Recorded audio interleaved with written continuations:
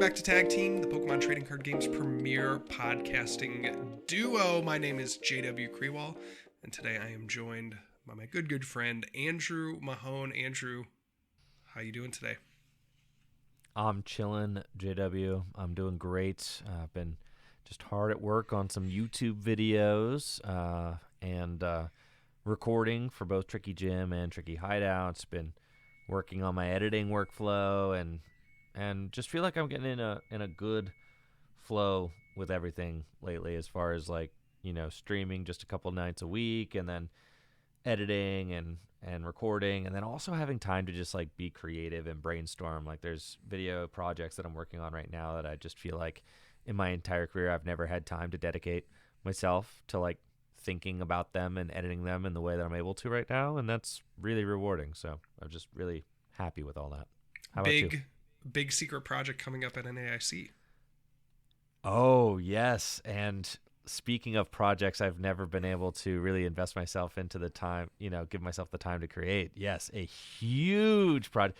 Maybe my most important piece to date is going to have its conclusion filmed at NAIC this year. Yes, very exciting. I mean, the culmination of a year of thought, right? And because it was right about, I feel like, this time last year where the idea kind of came about, right? Well, I can tell you exactly when it was, because it was EUIC last year.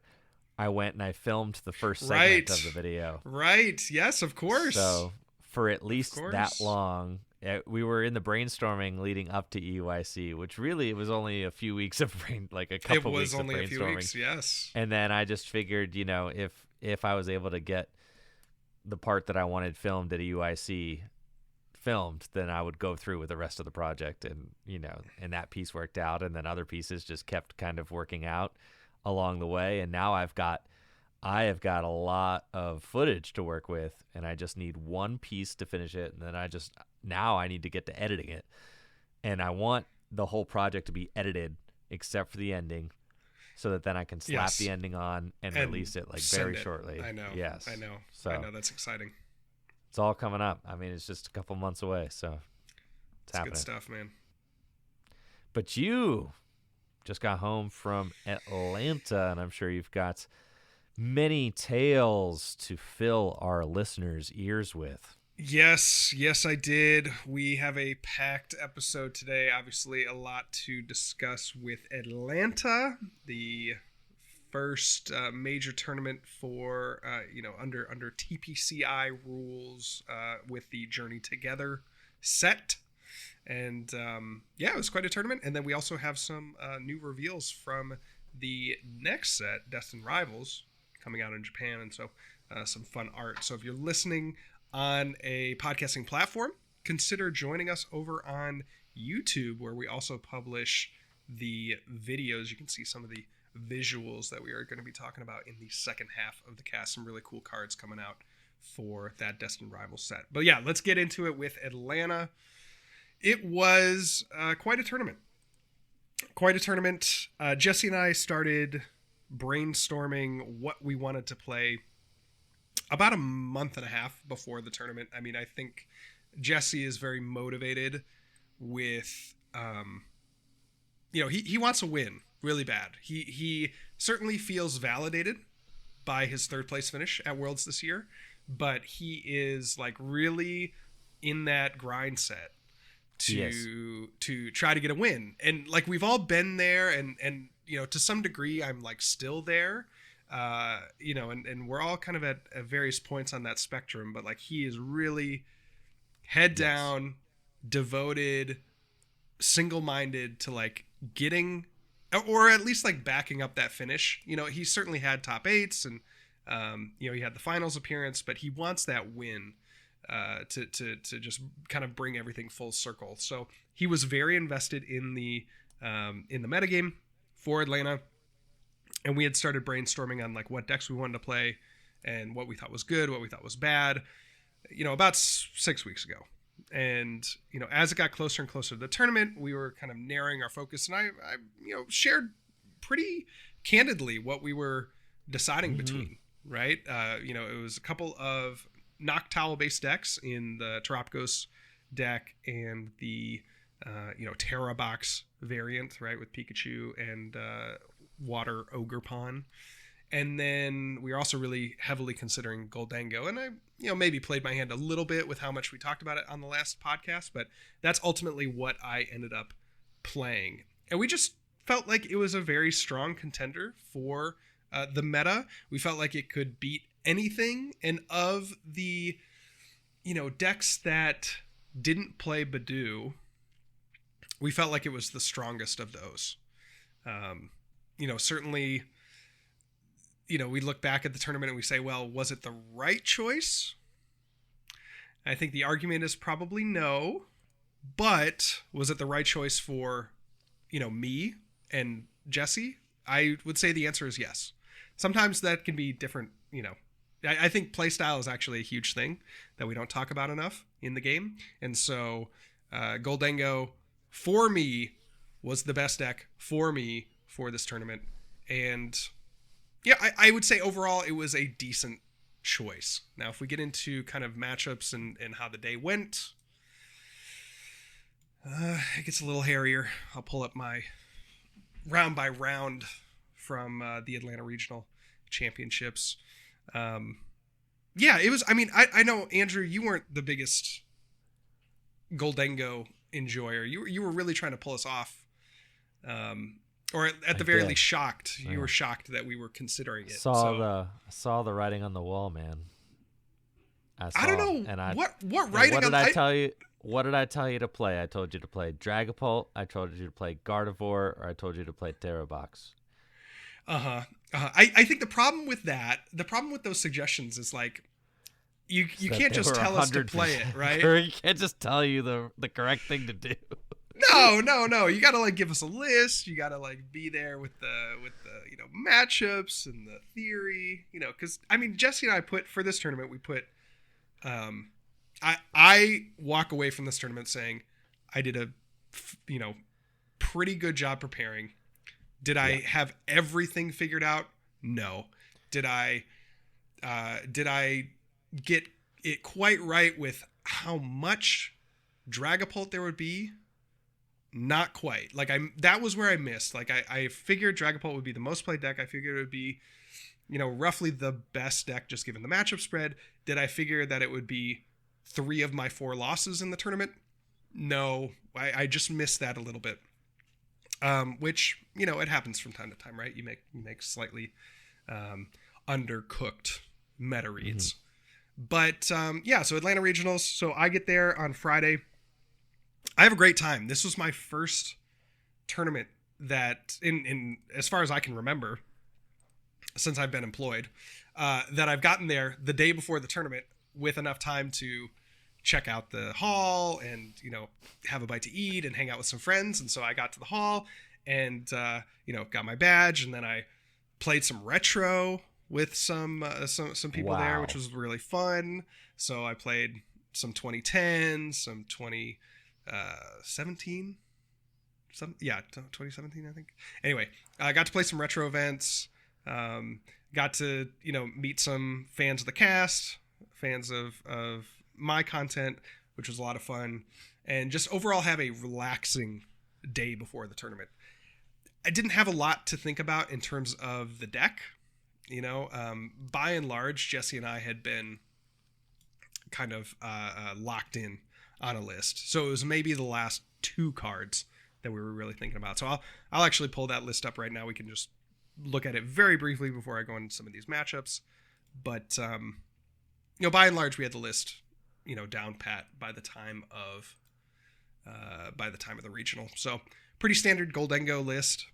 One thing I do want to call out is I absolutely loved playing 4 boss cards. So I would play 2 boss's orders and 2 counter catcher. A big deal. Like I would never go back to playing Gholdengo without it, because you set up a 1 prize board. If your opponent doesn't have a way to take 2 prizes at once, then and they do take the first prize, then you're always going to have easy Gust available to you. And I think the 4 cards here devoted to Gust, really big in matchups like Raging Bolt, really big into matchups like Terrabox. Can be helpful into, really helpful into any matchup, right? Like even the Gardevoir matchup, if they're able to trade early enough with you, you can start knocking out their EXs, relatively easily. So it always felt like I had the Gust when I needed it, which was huge. And then the other card that I wanted to call out was the Jamming Tower, which saved me in quite a few matchups and was a card that I was very, very happy to have played. Cards that didn't really do too much for me, but I don't think I would cut. The Dudunsparce EX. I did not face a single fighting Ogerpon deck over the course of the weekend, and we'll get to that in just a second. But the Dudunsparce EX, kind of a fake card for me at this regional. In any case, let's talk a little bit about the matchups. I did make day 2 once again at Atlanta, so that puts me at 4 for 4 on the season in major tournaments of day 2 placements. And just like every other major tournament, save for arguably Baltimore, I had a pretty mid day 2 run. So went into this guy's a top 128 merchant over here. Yes, I am 128 god. Yep. So I have it's a top 64. It's 2 top 128s, and then at the IC it's a top 256. So it's like a very You are the exact person that we were cooking up like world championship qualifier, like mid guy. Like you're quintessential mid guy. You're literally doing the mid guy run, and we're gonna see just how close the mid guy is to qualifying for world. Based on your extremely mid and run. Listen, it has been mid. It has been mid. I'm gonna be the first to tell you that. I will also say that it's been consistent, right? It's not like I've had. I'm not knocking you that hard. I'm not knocking you that hard. Well, and then you think too, like these regionals. I mean, they're getting out of control. Okay, I'm employed. I'm a dad. I don't have the time to be grinding, and I can only put in so much time to preparation for this stuff. So I look back at that and I'm like, oh man, top. I got 88th place out of 2,600 people. That's pretty good. But then I look at it kind of in the context of the World's Invite, and it's like, that is a mid performance. That is not going to get me there, if I continue to do that. So, I've been to 4 tournaments. Unfortunately, haven't cashed at one, but, that's the other kind of argument in my favor as I see it, is I haven't crashed out at a tournament, which again, I'm pretty proud of the consistency over the course of, multiple different formats. I haven't been to, certainly as many regionals as many of my peers that I'm trying to chase. Oh, for sure. For the World's Invite. So anyway, there's good and bad. Here for Atlanta, I felt really good about my play, actually. I think my play, there were certainly sub-optimizations at certain points. And in many of those times, it really didn't matter. Where it was I had a pretty commanding board position, but I used a Buddy Poffin, and then I used a Dudunsparce later on in the turn, and I should have just swapped those, or just little things, but it was didn't really matter overall. Had 3 losses to straight Dragapult decks, or where Dragapult was the main focus. And I can't say that those were bad losses, because all 3 of those Dragapult players made top 32. So my first Dragapult opponent was Sebastian Lashmet, who was a top 8 player. And the first game, I mulliganed 5 times. Yes, I did. That was a common theme. I ended up mulliganing a lot against my Dragapult opponents, which is the matchup that you really cannot afford to mulligan against. I mulliganed against him 5 times, and then lost by a prize. And then the second game, I just got Badooed locked, and that was it.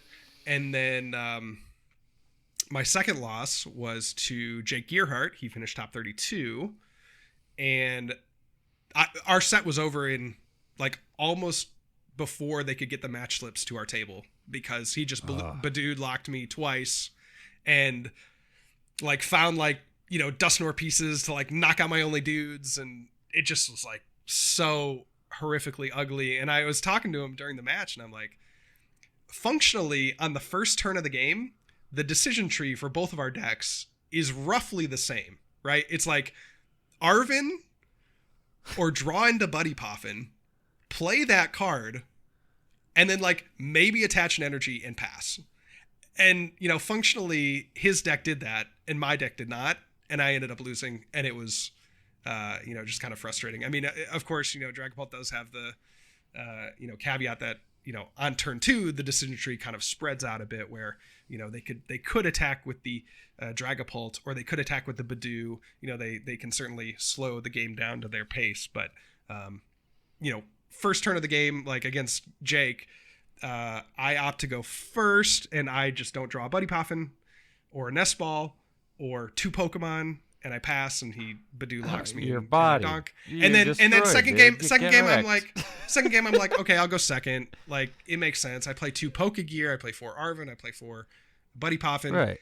And then it's like quite literally the same thing of like I mulligan like 3 times, and then I open, you know, I open a Dunsparce, and then I draw pass until he kills me. So you got wrecked. yeah, it was kind of sick for sure. And then same thing, the round 11 match, played against my good friend Jose, and I love this dude. He's super fun to play. He's from Puerto Rico, and I got his. Yes, you know this guy. No, I'm just looking at the results. Oh yeah, he's a blast. We have played twice before Atlanta, and I've just really enjoyed, like, he's very, you know, down to earth, and just a very pleasurable opponent. Obviously very skilled. I believe we played at Toronto in 2023. That was our first match, I think. And then our second match was at NAIC last year. And then we were 1-1. So we were, you know, we came into this, we saw we were playing each other. We were like kind of excited. We're like, okay, this is going to be a rubber match. And then he, you know, promptly demolishes me. I have a route to win. Like, I have like 2 or 3 turns to find 1 energy to knock out his Badoo, and I have it all in deck, and I just can't quite get there by the time he, you know, finally establishes his board. And that was like really sad, because it was a couple turns of digging that I had, and I just couldn't find the pieces that I needed to. But you know, really, really great player. And then in round 12, you know, one of those matches that you just kind of shake your head, lost to a Raging Bolt, where just couldn't find the right pieces in the right order, you know, to save my life. So that was pretty much how it went. Played 4 Gholdengo decks. A couple of those were Dragapult based, but won all my mirrors, which was cool. Beat both of the Gardevoir that I played. I feel pretty confident, especially with the Jamming Tower, to say that is a favored matchup. And then I beat kind of all the random decks that I played. Played an Archaladon, which was really funny, actually. Okay, so I do have to highlight this for posterity's sake. The last round, I played against Annie, who was playing an Archaladon Zoroark deck. And there, it was game 2. Game 1, I won pretty quickly. And then game 2, they made this, so they evolved their Archaladon, attached 2 energy to their Zacian, Hop Zacian, and then they, you know, play some other cards, and they go back, and they're about to retreat their end Zoroark into the Zacian to take a knockout on my Gholdengo, but then they look down at their board, and they see that they only have 2 energy attached, and they're like, oh, I'm griefing. And then so they just pass. And I'm like, wait, what? And like, I'm doing my turn, because I could have sworn they attached from hand to the Hop Zacian. And I'm like playing my turn out. And then they recognize, oh, they like spread their Hop Zacian out, and it has 3 energy attached. They're like, oh, I should have attacked. And it had the tool as well, right? So it was fully powered. It was fully powered to like knock out. And they maybe have a route to win from there if they do that. But yeah, just like passed with a fully loaded attacker. That was so funny. That was definitely the hardest I laughed at the entire tournament. It potentially is the hardest that I've laughed in a round this year. It was just so funny. It was really comedic. So had to call that out. But yeah, overall, pretty solid tournament. I only had one set that went to 3 games. So, by and large, I was either winning swiftly, promptly, or losing promptly. It was there was really not a lot of back and forth. So yeah, overall, great. Excuse me, I caught the poker rest too, obviously, in Atlanta. But overall, I mean, honestly, really fun tournament. And I said, before, I thought Gholdengo is probably a top 5 deck, not a top 3 deck. And coming out of this, I feel like it might still be a top 5 deck and not a top 3 deck. But it is on the border between 3 and 4. It's on the border. It is. I think there are some. It is either the 3 or the 4. No. Well, yeah, because you were convinced it was going to be a top 5 most played. I was pretty convinced it would be a top 3 most played. It ended up being the second most played deck, both in day 1 and day 2. And that's crazy. Yeah, and so a lot of people were choosing this as an archetype. So like I look back at it and I'm like, I think it was, I think it was a good choice. It didn't make a terrible choice. It wasn't super off base. It wasn't the choice. It wasn't the choice again, but I do feel like it was the right deck for me. It wasn't right? for you, and that makes sense. Right, I mean, I get it. Yep. I get that 100%. So I'm curious to hear your thoughts, having played so much of this format now and gotten to experience it at the highest level.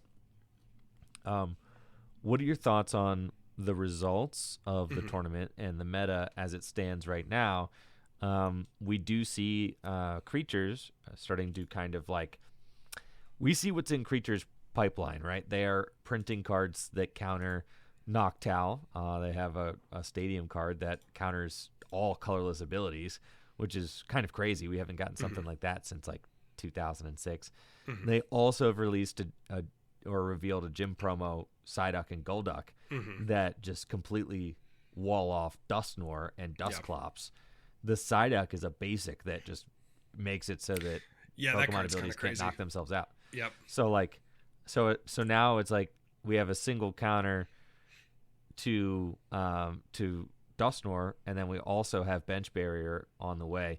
This has seemed like kind of the design trend from creatures, is that they print like insanely broken stuff, and then they print very direct and shameless counters to them.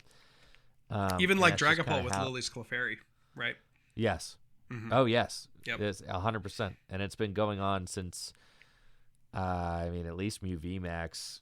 Even the whole Sword and Shield era, I think you can look at and was like, it was broken card, counter. And it seemed like they, kind of since, I don't know, 20. I don't have a specific, like, kind of modern era that we think post COVID, I guess. We could say, if we want to try to, have a delineation. It's like it's been very specific counters. It's felt like, as opposed to like, they printed Garbotoxin, right, as kind of a blanket counter, and that just countered so many things because there were so many abilities. I just use that as kind of the classic example, or even things like Power Plant or Path of the Peak. But we've gotten kind of more, or it seemed like recently, I'm just kind of piggybacking off your idea, it seemed more and more recently that we've been getting this trend of, yes, they print this one broken card, Dragapult, Dusknoir, Noctowl, and then print that, hard counter that pretty much singles out that specific card. Like, it's like they have not a, entire metagame that they're necessarily trying to shift, but they're trying to, nerf one card in particular. It's like what they did with Mew VMAX. I mean, Mew VMAX is like the most obvious modern example, right? It's like they printed first the Mightyena, and then like they printed the Drapion, and then they printed actually just shut it all down. The Spirit Tomb, just the Spirit Tomb or whatever, just shut the whole show down, right? Like, we've had enough. And it looks like some of these new cards are I mean, just look at the results for Dragapult. I mean, the results are absolutely nauseating looking at how many Dragapult decks there are in the top 64. I don't know if you have an exact count on that, but it looks like half. Yeah, roughly. I mean, it was Half it of was a top it was a 64. good it was a good deck. And I I underestimated it. I felt like it lost a lot of the consistency cards that made it good, but I think in losing the consistency, you just rely a little bit more on Badoo, and you hide behind that sucker for maybe a little bit longer than you were able to in past formats. So, or in the past format, I should say. So, you have kind of that working in your favor. Also, it's a new format, so by and large, players are, not going to build their decks. Like, there's still a lot of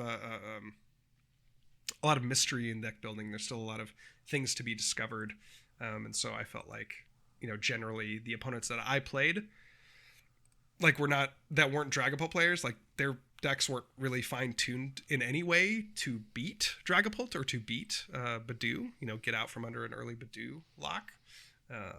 So I kind of felt that from just generally the player base is like the better players were shifting towards Dragapult, Dusknoir, or Dragapult generally, with Badoo, and much of the room wasn't really prepared for that. But the Dragapult Dusknoir was like a very safe choice as well, right?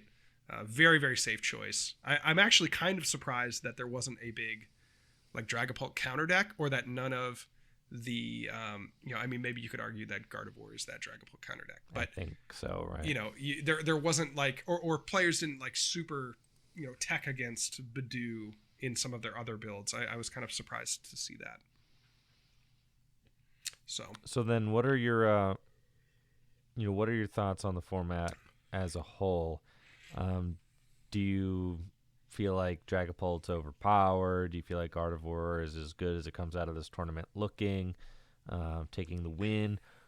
How about decks like Flareon? Is that real? I see a couple of those floating around. Mm-hmm. Yeah, I mean, Dragapult is just the deck. It's the best deck in format. One of the kind of interesting things that I saw from some Dragapult players, and I'll just pull up Rowan's list as an example here, opted for a straight Dragapult, but the interesting card inclusion was the Genesect with the Ace Spec nullifier ability. If this Pokemon has a tool attached, your opponent can't play any Ace Spec cards from their hand. That Genesect is pretty good in a Dragapult EX deck because you shut down, a lot of counter strategies, right? Like you shut down the Energy Search Pro from Dragapult. You shut down Reset Stamp in the Mirror, or, Reset Stamp or Secret Box from Gardevoir. A lot of these either setup cards, setup Ace Specs, or very powerful disruption cards. So I think that, that is a concept that I think we'll see moving forward. In terms of overall decks, yeah, just Dragapult is like, if you have no idea what to play, pick up Dragapult and learn it. This will be a good archetype for the foreseeable future. Gardevoir still feels, I don't really know what to think about it, given that it had another top 8 placement. Still not my favorite deck. But the results kind of speak for themselves. Like, if you feel confident playing Gardevoir, I would say go for it. But by and large, it's a deck with a lot more moving pieces. You have to be a little bit more precise, I would argue, than you might have to be with a deck like Dragapult Dusknoir. Like, I think Dragapult offers much more wiggle room for misplays. I would argue that is not the case with Gardevoir. And then, Gholdengo, I think that is the deck that, maybe doesn't have as good of matchups into Dragapult Guardy, but they're certainly serviceable. Like, I would say Guardy is a slightly favored matchup. I would say Dragapult is a unfavored to slightly unfavored matchup, but you're you're serviceable into them. So you have lines to play into those decks, and then you can beat most everything else, save for maybe taking a bad matchup into the Terra Box deck.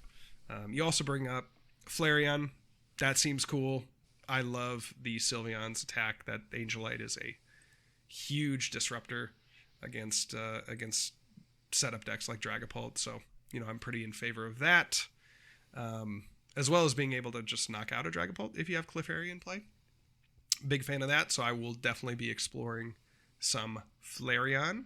And then you have the Terapagos, which I think is another really solid choice for players. So just looking very briefly here at the 8th place list from Keaton Gill, playing the Terapagos and the Bouffalant. With the Volcanion, dude? Playing the Volcanion. Yeah, that is one card that I wanted to highlight as well. Once during your turn, if this Pokemon is in the active, you may make your opponent's active Pokemon burn. So seems pretty obvious to me here that this is like it certainly has a strength against Badoo, right? You could take those knockouts with that ability, but it also kind of softens up other things. In between knockouts, you promote a Volcanion, get that ability going, and that seems pretty good for helping out with your math.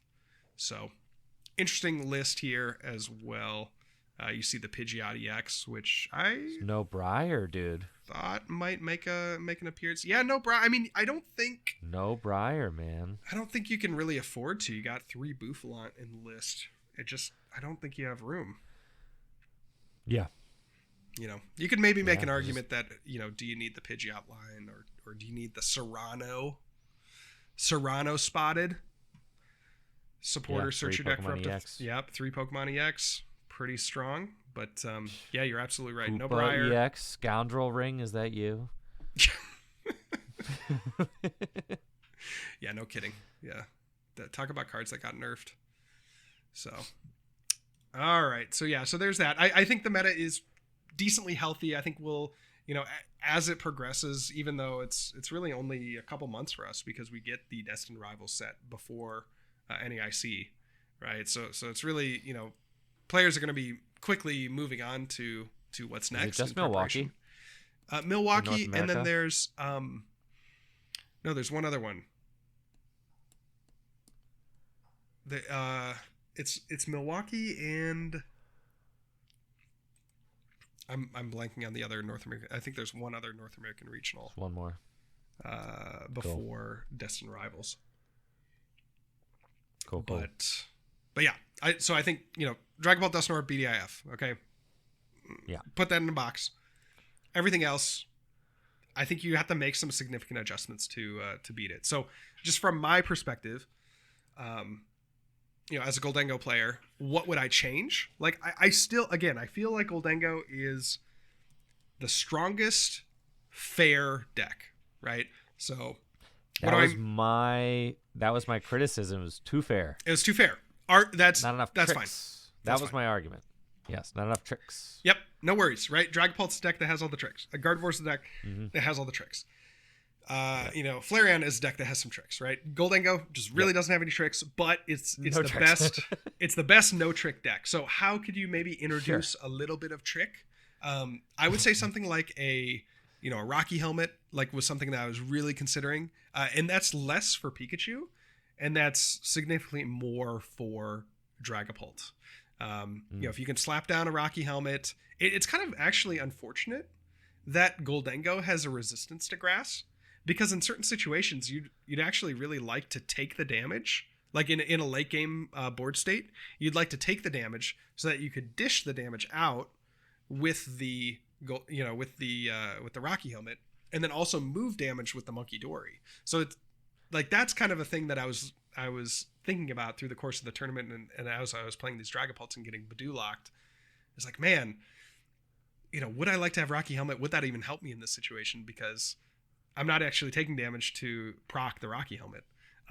But you might see things like that, or you might see what we saw from Bodie Robinson in his Gholdengo deck, where he just went over the top with supporters, right? There's something to be said for foregoing the Pokemon-based draw engine of the Dudunsparce, or maybe even the Enzoroark or the Dracloaks that we've seen in other Gholdengo lists, and just going for more supporters, because those are going to be able to be played on the first turn. They don't need to be evolved. They don't need to be searched out from the deck. You can use all your search cards to go find your gimme ghouls, and then you can use your supporters to go find exactly which piece. And Cypher Maniac, and Bodhi was, correct in identifying this, Cypher Maniac is actually the best supporter that you could play against Badoo, right? Because it can go search out the 2 energy that you need, 1 to attach and 1 to knock out the Badoo.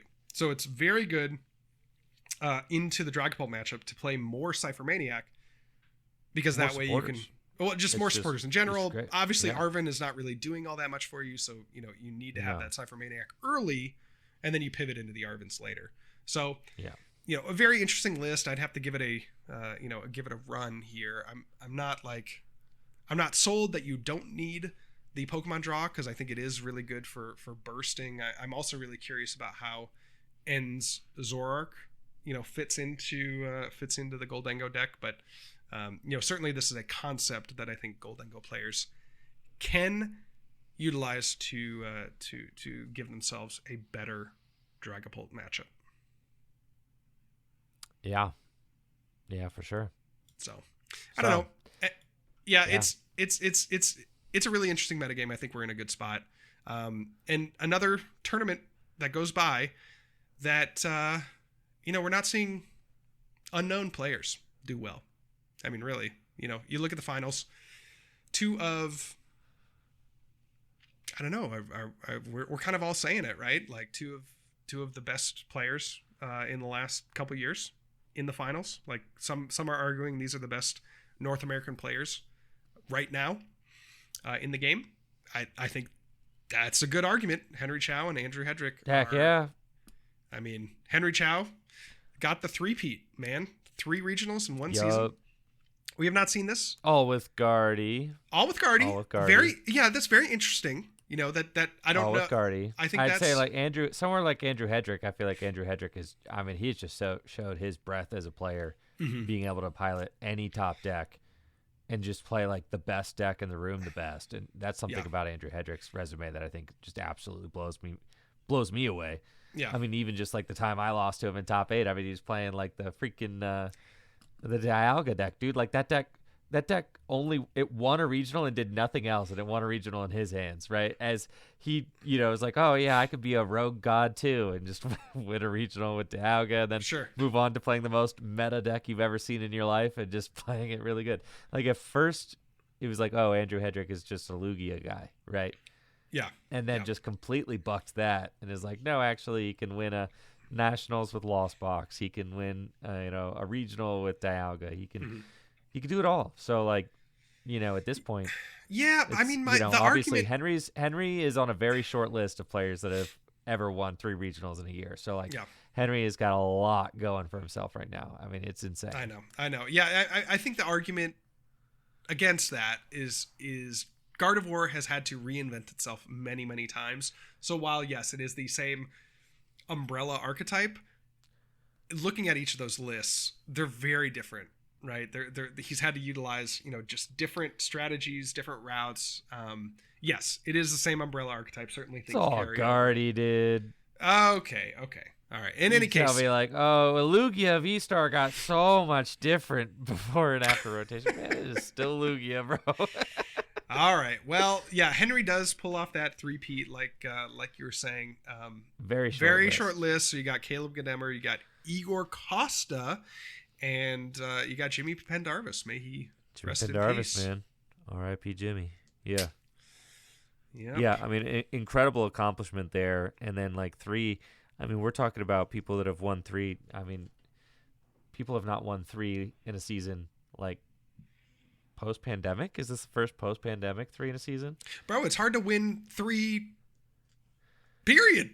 Like, I know, it's dude. just hard. It's just hard to like, and especially with these tournaments getting bigger and bigger. This was the biggest tournament, almost 2,700 players at a regional. Yep. Like we're approaching. I fear, or I think, or I predict, we're fast approaching. Should they, be providing enough space, like we could start reaching these like 5,000 player mega tournaments that we see in Japan. Like I really think that is the trajectory of this game. Just based on Like the only thing I think holding back the game is like the location of the regional, and then the how much space they allocate in the venue. Logistics. Yeah, it's entirely logistics. That's what I think, right? And I could be wrong. Yeah. Maybe there is kind of a cap, but you look at a regional in an easy to get to place like Atlanta, filling up to 2,700 players, and I think there are certainly people that wanted to play that couldn't. So it's incredible to see the consistency from certainly these top 2 players, but then you look at the top 32, you look at the top 64, you look at just the day 2 roster littered with some of the game's most consistent players over the course of the last few years. And again, I just think the game's in a really healthy spot. A lot of players want to play, but the best of the best keep rising to the top. Yep, game seems like it's doing just fine. I mean, there's enough different decks that you can build. There's always going to be a best deck. Metas don't last that long, especially this one. We'll be on, and see what our NIC format looks like in a month or so. So, like, I don't sweat the small stuff, like a deck like Dragapult being, kind of OP right now. As you play the Pokemon TCG for a long, long time, it's you see stuff like that where it's like a certain deck is dominant or like the most favorite deck to play, but there's still some other decks you can play, and what really matters is it fun enough to like shuffle up and actually like play one deck against another? Yeah. Is it fun enough to do that? How does it feel to do that? Does it feel good? Are you feeling like the strategies are fun enough to pull off, like you're getting enough play and counterplay in your games? And so long as that feels good enough, then you're good. I mean, really, you can have a meta like that where the decks are fun to play and you can only have like 3 decks and it's still like a pretty good format. Yes, 100% agree. 100% agree. Now, there has been a little bit of discussion that I've seen on Twitter, kind of talking about like what needs to be banned, right? Badoo ban has been... I know. What's crazy, though, is that Pokemon does not ban things out of standard. So yes, they just print that hard counter, right? They just print that hard counter. They do. They just print hard counters. Yeah. I think the cards that, like, I look at the game and just from my perspective, from our perspective of having over a decade plus in the game, and I look at like, cards that I just kind of are like, this sucks, right? They just kind of like suck. They make the game less fun, in my opinion. Those cards are, Badoo, which I am like, I would not ban it, absolutely, but I just look at it and I'm like, in combination with some of these other cards, it does kind of suck. So like Badoo is like right on the fence. I think Dusknoir like sucks.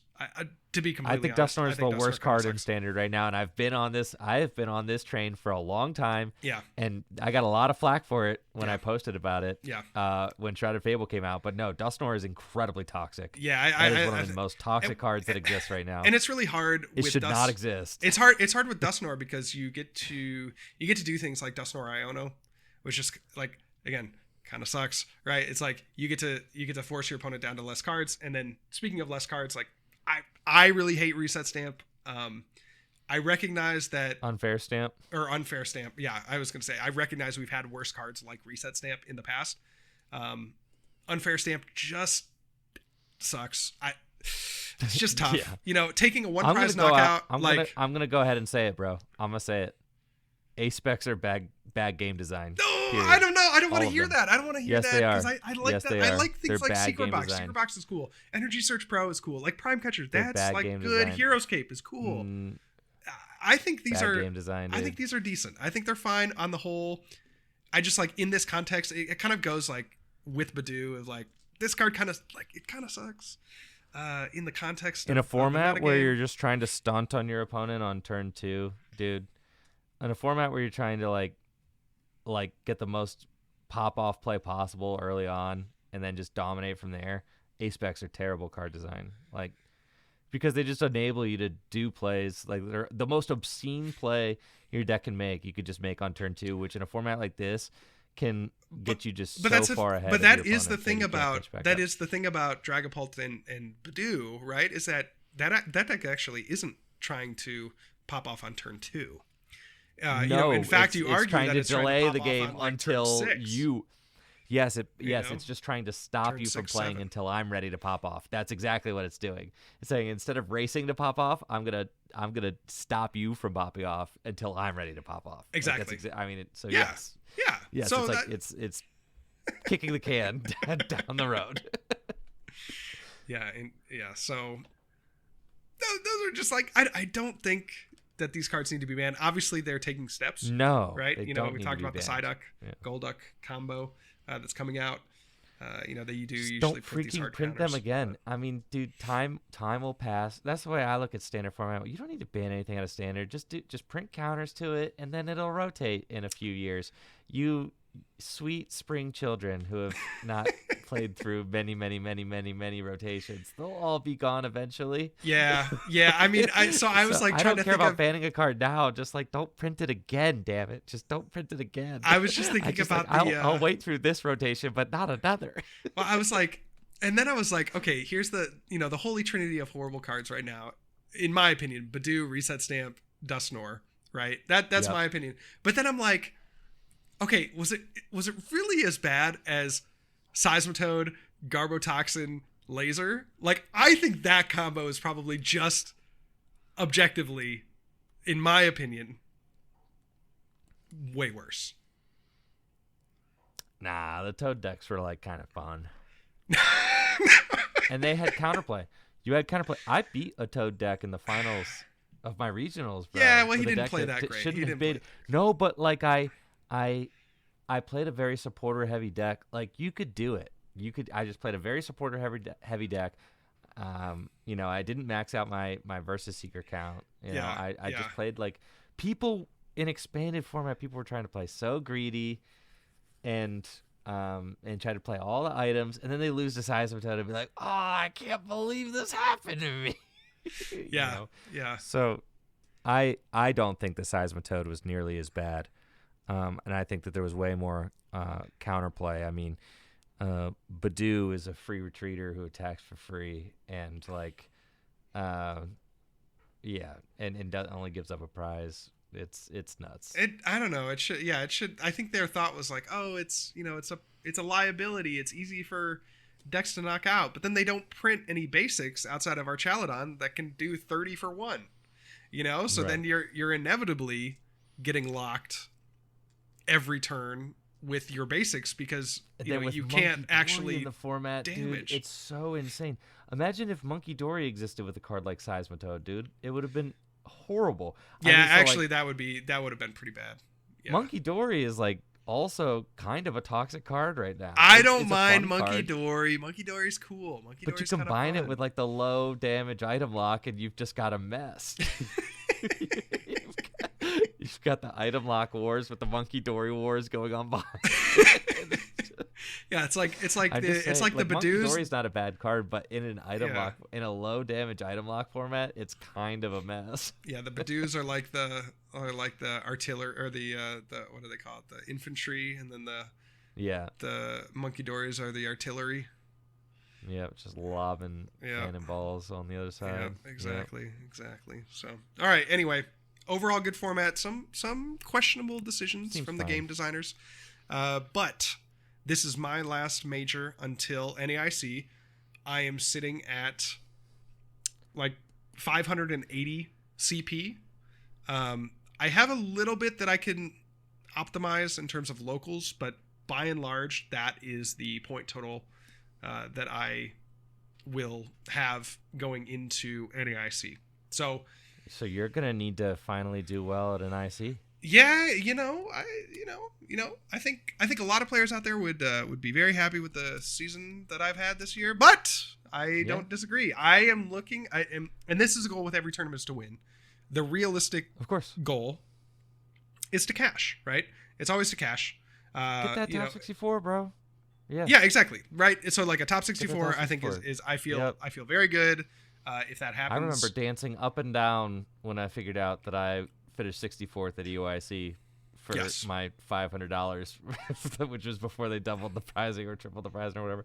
But yeah, I remember being extremely stoked about a 64th place because I could have finished top 64 and instead I like just barely bubbled into cash and I was like, oh yeah, this freaking rules, man. Like No, top 64 and IC. That's a feel good. I mean, you're in the money. Who cares? Yeah.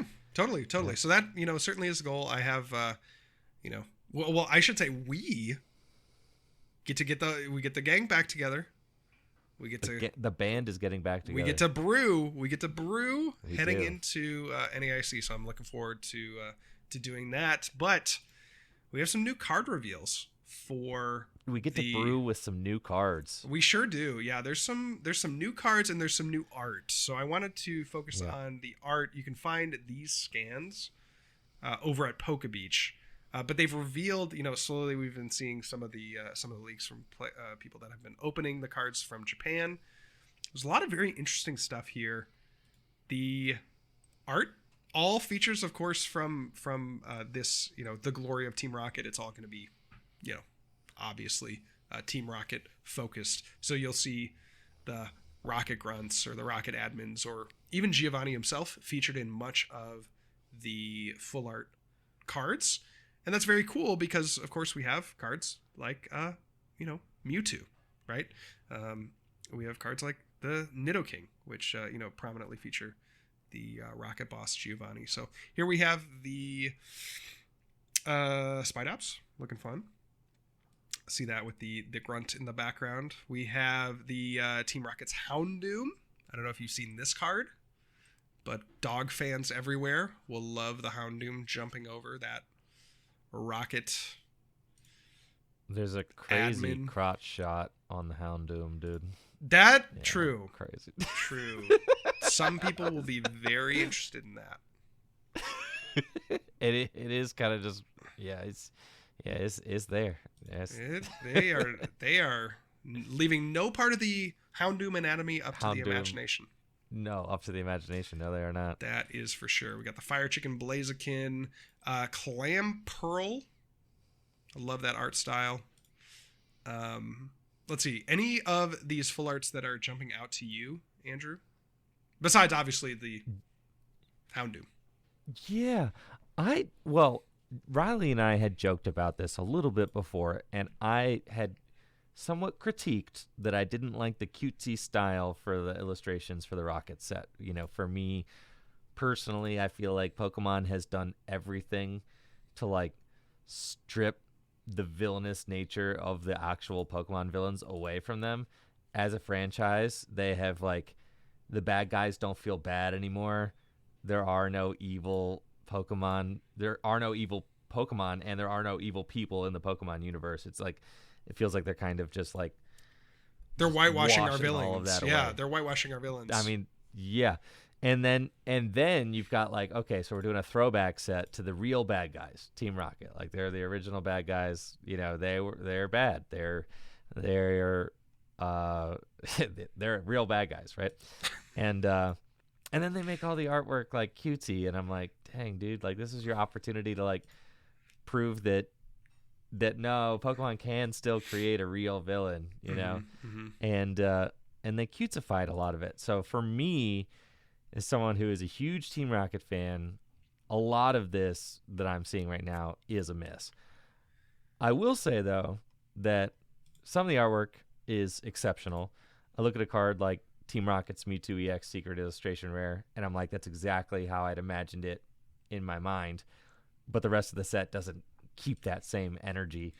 I look at a card like the Team Rocket's Giovanni Secret Illustration Rare, Secret Art Rare, with Giovanni in the foreground and the grunts in the background. And I'm like, yeah, that's that looks awesome. That's kind of what I'm here for. The Team Rocket's Ariana Secret Art Rare is awesome. She looks super tough. I even like the Team Rocket's Crobat EX. I think the Secret Art Rare. I think that card looks tough. Pretty much all the Secret Art Rares I think are cool and well done. I'm not goo goo gaga over any of them except for I think the Team Rocket's Mewtwo EX. That's quite a good card. That's quite a nice looking card. I like the Team Rocket's Mewtwo EX a lot.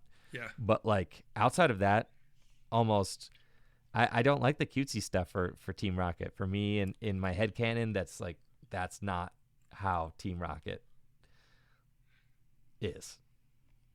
Yeah. I mean, you can be wrong. Obviously they're Yeah, trying for to. sure. That's just me. Like, that's just my taste and Yeah. my preferences. Yeah. That's just me. And I understand I'm extremely biased. People are going to eat this up. They're going to love it, Yeah. I'm extremely biased and, like, opinionated, right? Like, but for me personally, the best card in here is the Rockets Mewtwo, and everything else is kind of like, I don't have to have it. Really? I mean, the Rockets Mewtwo is awesome. I mean, I think this kind of carries on. Like, I do feel like with Mewtwo, like full art cards, they have just historically, I think if I looked at every full art Mewtwo card, I would be like, yes, I like that card. I like that card. I like that card. Like they really don't miss with this character. I could say that about some of the other, I could say that about some of the other, main characters that Pokemon has, like some of the Pikachu full arts, some of the Rayquaza full arts. I'm like, okay, I don't quite see it. Not in love with that. But I think for Mewtwo, by and large, has some of the best assortment of full art offerings, right? And certainly this Mewtwo kind of hits it for me as well. Like there's a lot of just menace there from the character itself, and then you obviously have Giovanni in the foreground. You have a lot of this kind of mystery, I guess. Like you kind of see Mewtwo is in this very menacing look, but then has kind of the energy in the hands and in the tail, like it's radiating off of it. It does look very nice. I do agree. My favorite part of the card is that Mewtwo is looking down at you. Yeah. Like, this card really uses perspective well to make it feel like these guys are bad. Yes. Like, and the way that the artist uses perspective here and color, I mean, this is really an incredible piece. I mean, this card's awesome. This will be the one card that I would hope to have from the set. And I think that this card will be quite expensive. You gonna open any Japanese? I'm priced out, bro. These are $200 a box. That's like 4 times MSRP. Yes. It's the equivalent of us paying like $600 for a booster box here. 4 times MSRP. So like I don't think I'm gonna open any Japanese products, but I am gonna try and get singles, and then I might try if this card costs as much as a single Japanese booster box, then I would much rather purchase this card than try my luck opening some boxes. Yeah, well, I mean that's kind of the question too. Like, would you purchase this as a single? You're saying yes, given the right price. Yes. Like so from like the cards, I pretty much only collect Japanese now. I mean, that's just like I don't collect the English versions of cards, but for me, the Japanese cards are my favorites. To me, they feel like the original cards, right? Like it's like the game designers they're creating cards in this language, and then everything else is just a translation. So for me personally, that there's like a kind of level of authenticity to it that I really that I really resonate with. And also I was just a big fan of the Japanese cards when I was a kid growing up, so it's kind of nostalgic for me as well, because everything always came out in Japanese first. Like, like the first time I ever saw Team Rocket cards, they were all Japanese. And so for a card like this, I would purchase a single. I purchased the Japanese Umbreon Master Ball and the Espeon Master Ball from Prismatic. I skipped everything in Journey Together because there wasn't any cards in Journey Together that I felt like I needed. I opened the Lily's Clefairy in Japanese. I sold it. Oh, dude. It wasn't worth it to keep it Ionos, for me. I think the Ionos cards are crazy. Like the Kilowattrel is so good. But yes, I think some of the cards are good, but like they just, for me, they don't really jive with my personal collection or what I like to collect myself. But like this card, this will be like the next card that I'm like, we got to pick that up for the collection. I might get it, try to grade it, get a 10. Yep, tuck her away. Because I actually have a Rockets Mewtwo from, what is it, Gym Challenge? A Rockets Mewtwo from Gym Challenge. Unlimited, it's not first edition, but I do have it in a PSA 10. So, and then I also have a Rockets Mewtwo EX from Rocket Returns in Portuguese, which I just sent away to get graded. It was actually, I picked it up in Brazil when I went to LAIC the other year. And so like, I hope that comes back in 8 or, so that'd be nice. But like the Rockets Mewtwo is like one of my favorite cards ever. One of my favorite card concepts ever. I think it's just so sick. And for me, this card really hits the mark as far as the art goes. So I would love to pick this card up if I can. Yeah, That's cool. That's cool. Want to talk a little bit too about the Articuno, or sorry, the Moltres, the Rockets Moltres. I don't know how you feel about this one. I also kind of think that this is it's very unique, and that's what I like about the full arts is like the perspective on this, where the wing is, you know, kind of the wings are taking up like much of the picture, and then you see, you know, it's kind of outlining the rocket member in the background. I think that this is also kind of one of those cards for me that I would be very interested in picking up, and feels like one of those secret rares that, you know, might be a little bit slept on early and then just continue to rise in price as time goes on. Yeah, I think that's a good call. This is a cool card for sure. As far as like Moltres cards ever printed in the Pokemon TCG, this one's got to be like a top 3, if not best ever. I mean, it makes Moltres look incredibly cool. Moltres is one of those Pokemon that, you know, kind of has Ho-Oh inferiority complex, right? You know, how much is it really sticking out as opposed to like the other Firebird, but like this card really makes Moltres look cool. So, you know, the cityscape in the background, really great. The color contrast between like the oranges and the blues there. Yep. It's awesome. Yep. So yeah, pretty high end stuff. We're all in agreement. Looks great. Some of that mid tier art rare.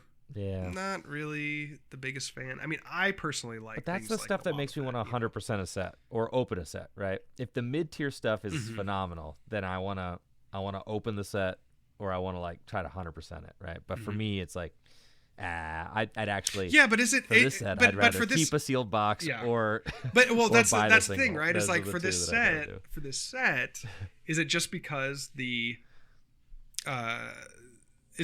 cards, the packs are going to be too expensive for you? Like, is that the price? Yes. Like, is that why you wouldn't? I'd be ripping this if this was MSRP. I'm ripping it a lot. Like, I'm ripping a case of it if it's MSRP. I'd try to pull that Mewtwo myself, but it's not. So that's a skip for me. I mean, I skipped Heatwave Arena as well. Yeah. But that was a combination of like I didn't think that there were any like really powerful meta cards in that set, and then there were no money cards in the set, and then booster boxes were still over $100, so it's like still over double MSRP. So it's like, okay, well, I'm gonna skip on Heatwave Arena, and then the Rocket set's coming up, and it's like, well, I think what I'm gonna do is just order the singles I need to build decks on the channel, and just do that. So I'm waiting until the set comes out, singles go up, and then I can just scoop up all the singles I need to build the decks I need to show them off on the channel. Yeah, which is sad because it's fun content to open them, but the opening is not required. You know, I could just buy them if it's more financially reasonable to do that, and which it is just absolutely more financially reasonable to do that right now. Yeah.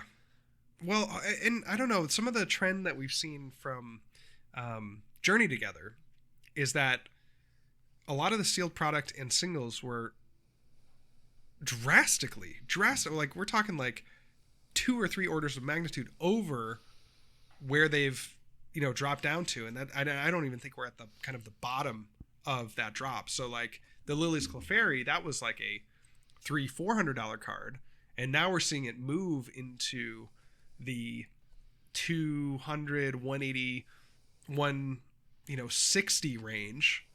You know, it's really kind of tanked that set. So what I hope to see as kind of a result of that is, you know, that is you know, the scalper, the hype beast culture, as we've talked about in depth, you know, on this podcast. Like, I hope that you know, all those people that were trying to like make a quick buck and do the flips and sell the product from the last couple of sets have realized that, you know, there's less and less to be made from doing that. It gets harder and harder as more people try to enter that scene, and it all kind of levels out to be, you know, a much more accessible product for something like Destined Rivals. Obviously, there's going to be a bit of, you know, a premium placed on this kind of set, right? Team Rocket, everybody loves Team Rocket, I think.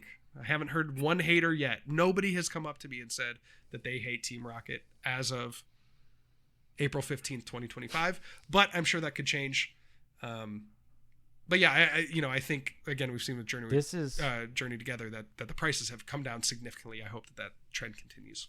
This is anecdotal, like extremely anecdotal, but like Full Grip. I mean, you tried to order some Team Rocket? Dude, I'm trying, bro. Right? Oh no, I didn't get a chance. No, I'm trying to order cases. Riley and I failed. Yeah. I'm trying to get cases of product if I can. What I'm saying is like that was impossible. Yeah. Right. Full Grip games sold out of our Destined Rivals booster box pre-orders, and we are not opening this set. Like Full Grip usually opens like a bunch of booster boxes and does pre-orders and sells singles. We're not doing that for this set because we would lose too much money selling singles. All of our booster boxes are selling. We cleaned out of our booster boxes pre-orders for $225 a box, and they were selling on TCG Player for $250. Like that's what pre-orders I think are hovering around $250 right now. So like we cleaned out, and JW, we cleaned out of our pre-orders in 45 minutes without announcing them. We did not even announce them. I didn't even know that they were live. I didn't get to post anywhere or like even say anything on a video or on stream. They sold out completely in 45 minutes. Wow. All from people that had wish listed it and from word of mouth. Man. And they were gone. Well, that kind of makes you obsolete then, huh? No, it just means that I have gotten Full Grip to the point where it is now a business that operates like that. No, that is wild. I inherit. I kind of have created, and I've had talks with Jameson about this. No, it is funny. It does kind of. It makes me feel like, well, dang, I didn't have to do anything. Like, what am I here for? But I've had talks with Jameson, and like he agrees that like I help get Full Grip. Yeah, they don't get. I just kind of have the cushiest job in the world. Yeah, they don't. I mean, so long as Full Grip is winning, long as Full Grip is winning, I'm winning. And so like now that Full Grip is established as like a national card store that is dependable and has great service, like I get to kind of ride in the coattails of that. Yeah. Oh yeah, 100%. They don't get to where they are now. I'm still doing my job. Yeah, exactly. They don't get to where they are now without they just don't. The labor from you and others that have worked there for quite a while. For sure, for sure. It was a perfect marriage of passion and hard work on both sides. Yes. But yeah, but what do they need me for? Well, I'm lucky that they appreciate me so much for everything that I've done for them, because like even though Full Grip is probably so big now that they could exist without me, they support me in all my creative endeavors and are just as invested into my future as I have been into theirs. So like it's been really cool. Yeah, for sure. Yeah, that's awesome. So I guess the last like piece of that then is, what was the allocation looking like? Because I feel like for some of these other sets, card stores have kind of complained. Oh, horrible. Okay. Allocation's horrible. Yeah. Yep. It's horrible. I mean, we're thankful we have different distributors that we work with, but we certainly had issues. Every card shop has. Mm-hmm. Mm-hmm. Yeah, we had one distributor just like give us almost nothing after years of like a great relationship where we always had good deals worked out. And yeah, man, I mean it's been political, but I mean just when you're working with playing favorites and distributors and all that, I mean there's a whole politics behind the scenes of that's interesting. That stuff. That's interesting. For sure. You need to schmooze the distributors to get the good product. Because they're the ones that do the allocating, right? Set up lobbyists to go to the houses. It's like that. It's like send the blackmail email. Hey, I got business. I got dirt on your business. I gotta I better get 5,000 cases of the next set. That would be kind of crazy. So, I would love to hear that kind of behind the scenes stuff. That's what goes on You gotta work behind at the card shop, dude. I have tried in the past. It just hasn't ever worked out. But never say never. Who knows where my future could lead? It could lead me right back to Akron, Ohio, and Full Grip Games. Good. Slinging cards for Full Grip Games is a great landing space for those with no idea where they want to go with their lives. with art degrees. Yeah. With the art degree, with any degree, actually, we say that's the first step of getting a job at Full Grip Games is to have a degree you no longer wish to use. Well, all right. I guess, yeah, offers on the table. So, yeah, I'll think about it. I'll consider it. We'll see where it goes. But, yeah, some good stuff here from the new set. I'm really excited. I hope, please, I hope I can get my hands on some product. But, yeah, sounds like it's, difficult at Full Grip Games. Sounds like, it's difficult. It certainly is difficult for me trying to get some stuff. So, yeah, I can only imagine. So, that is enough yapping.